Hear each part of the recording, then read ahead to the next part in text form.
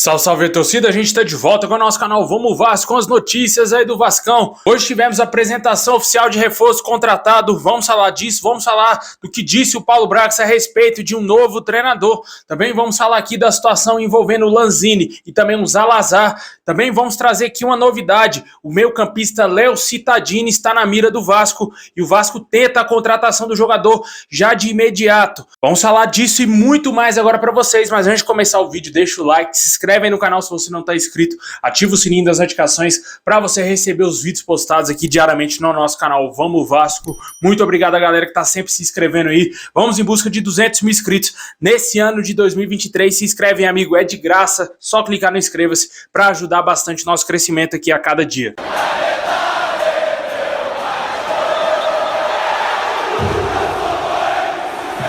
Bom, pessoal, hoje o Vasco apresentou oficialmente o atacante Serginho, né? Ele que foi o primeiro reforço contratado aí nessa janela de julho, ponta esquerda, que também pode atuar pela ponta direita, 28 anos. Ele chega com um contrato até dezembro de 2025, com a possibilidade de renovação automática por mais uma temporada em caso de metas atingidas, ou seja, ele pode ficar no Vasco até 2026. Jogador aí que já tem uma certa experiência em clubes menores lá no futebol europeu, chega numa idade que, segundo ele mesmo, é uma idade que ele está no seu auge, vivendo o seu alto nível, e a gente espera que isso reflita dentro de campo, né? Que ele mostre um bom futebol.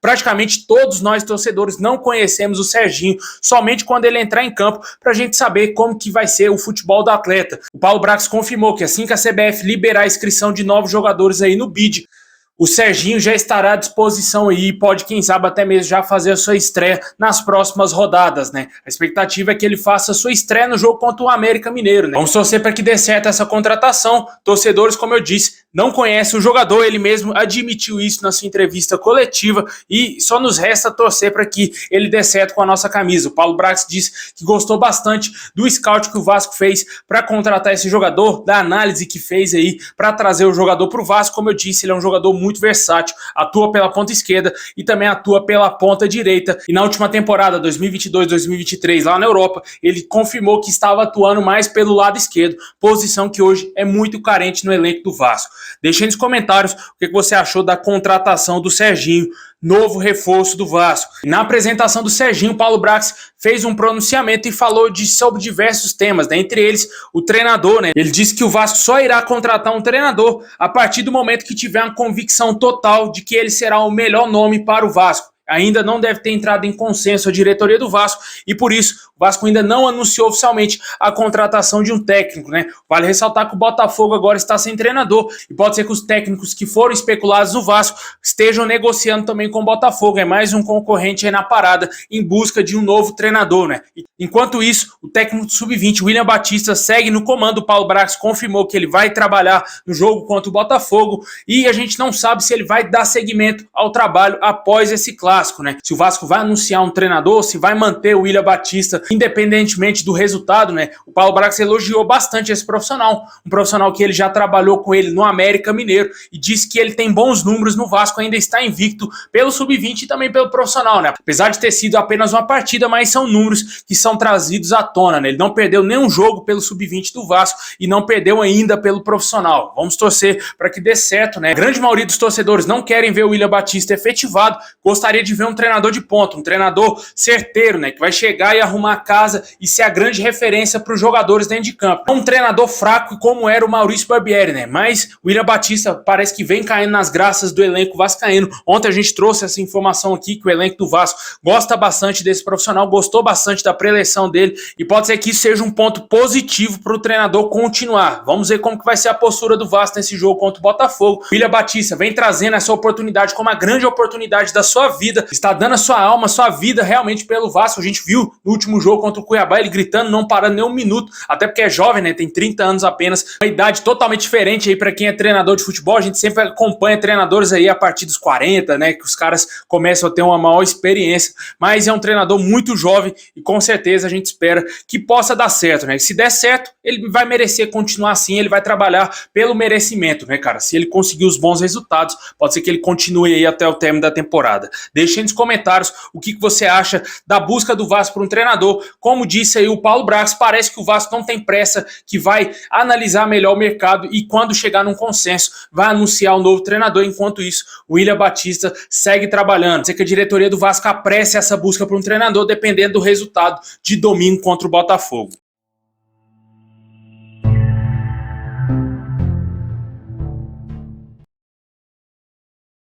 Bom, pessoal, Justiça derrubou liminar e o Vasco vai poder voltar a jogar em São Januário, porém sem público, né? O Vasco estava afastado do nosso estádio, né? Devido àquela confusão que teve naquela partida contra o Goiás. O Vasco enfrentou o Cuiabá no Luso Brasileiro, lá na Ilha do Governador, e agora vai poder retornar a jogar em São Januário normalmente, sem a possibilidade de ter público devido à punição que o Vasco levou, né? Não fazia o menor sentido o Vasco não jogar em São Januário, mesmo com a punição, porque foi um caso muito parecido com o do Santos, né? Foi uma punição meio que sem sentido, né? O Vasco não jogar em São Januário. Se não vai ter público, qual o sentido de não jogar em São Januário, né? Deve ter sido algum mulambo, algum juiz mulambo que decretou isso daí. E agora foi derrubada aí essa liminar e o Vasco vai poder jogar novamente em São Januário. A expectativa é que após esse jogo contra o Botafogo, o Vasco enfrente o Cruzeiro em São Januário.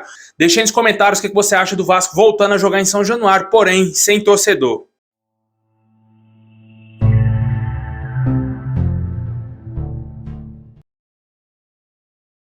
Agora vamos falar aqui da situação de reforço, cara. Jogadores que podem vir para o Vasco e outros que não virão para o Vasco. Tá praticamente sacramentado aí que o Lanzini não será reforço do Vasco. De acordo com a imprensa argentina, o agente do jogador teria confirmado que o atleta quer continuar jogando no futebol europeu, vai aguardar propostas da Europa.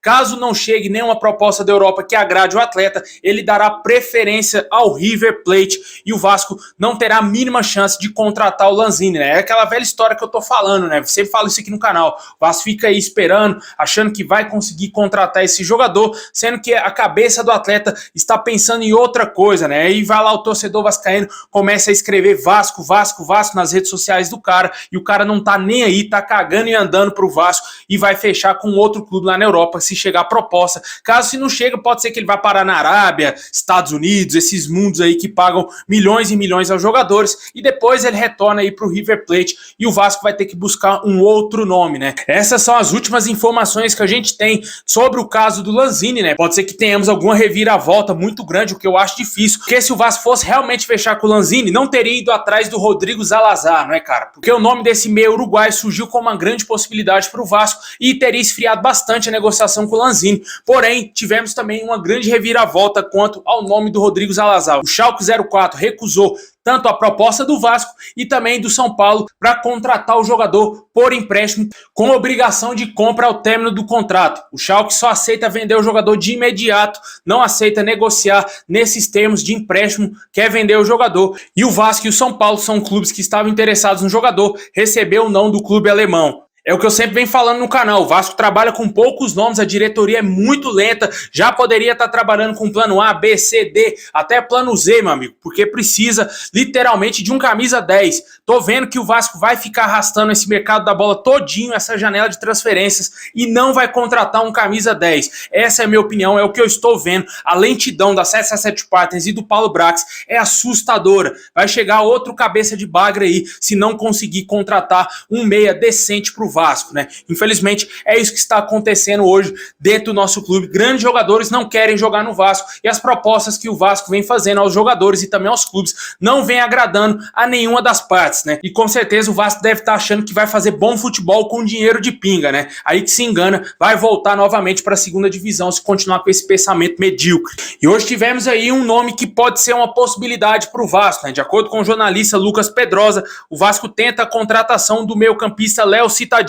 Esse jogador, diferentemente que muitos estão dizendo por aí que seria o camisa 10 do Vasco, chegaria para ser o meia de criação, isso não existe. Ele chegaria para suprir a saída do Andrei Santos para o Chelsea, já que ele atua principalmente como segundo e terceiro homem no meio campo. É um jogador que não é aquele meia de criação, aquele meia clássico, é um jogador um pouco mais de marcação. O Vasco disputa a contratação desse meia de 29 anos com o Cruzeiro. São os dois únicos clubes que demonstraram interesse no atleta. Ele tem contrato até o final de 2023 com o Atlético Paranaense, porém o Furacão está fazendo jogo duro aí para liberar o atleta, né? O Vasco deseja a liberação do jogador de graça agora para ele assinar contrato e seja jogador do nosso clube. Porém, o Atlético Paranaense deseja uma compensação financeira. Muito possivelmente deve ser que o Vasco não pague essa quantia aí ao Atlético Paranaense, né? O Vasco vai ter que buscar um outro nome no mercado, mas surge aí essa possibilidade. As negociações estão em andamento. O Léo Cittadini já foi importante para o Atlético Paranaense e hoje sequer é utilizado lá no Furacão, né? Seria um nome interessante para compor o elenco do Vasco, mas essa contratação tá com cara de mais refúgio do que reforço, literalmente, né, cara? Porque o jogador não tá sendo aproveitado no Atlético Paranaense, que não, quando você para analisar o elenco do Atlético Paranaense, você não vê um sentido do Léo Cittadini não estar sendo utilizado. O jogador deve estar muito mal, deve estar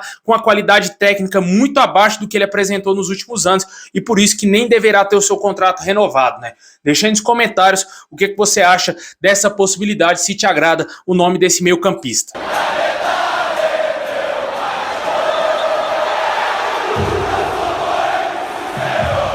Bom, pessoal, esse é o vídeo de hoje. Valeu por ter assistido até o final. Deixa o like, se inscreve aí no canal, ativa o sininho. Tamo junto e é nóis.